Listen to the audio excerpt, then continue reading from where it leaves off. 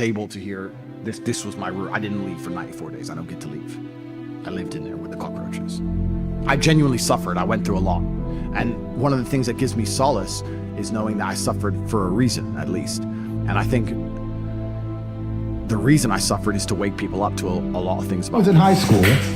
We didn't have mobile phones. There was no Facebook. There was no Instagram. All this porn you jerk off to didn't exist. Maybe that's why my generation's like yours. Maybe that's why every single person in your generation's a fucking lazy lowlife. But we stayed up all night talking politics, history, very, very interesting things. It was just three guys together talking about, I feel like it's the way things should be, and the way things certainly were before mobile phones. Nowadays, everyone's too connected digitally. They speak to each other online too much. Everyone WhatsApps each other, checks on their friends that way. I like sitting around with my friends and just drinking and talking and having a good time and learning new things from them and telling them new things that they don't know. I find that to be incredibly fulfilling. You need to get to a point in your life where there's nothing on the docket. There is no 5K, there's no I'm gonna get into school to be this or that, and still perform to the highest level. Because what people don't get is one day that thing's gonna come up.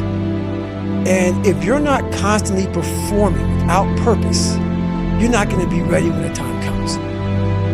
It's this magical thing, purpose, that we're all looking for. But what's funny about it all is that we need these things to perform. But we don't take a second to realize the purpose is always there.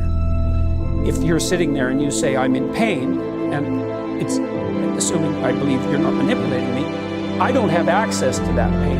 But it's reasonable for me to assume that that's a genuine experience on your part and act accordingly. And so there is a realm where experience is valid that's subjective, but that doesn't mean that everything that happens to you subjectively is now to be regarded by fiat as the truth.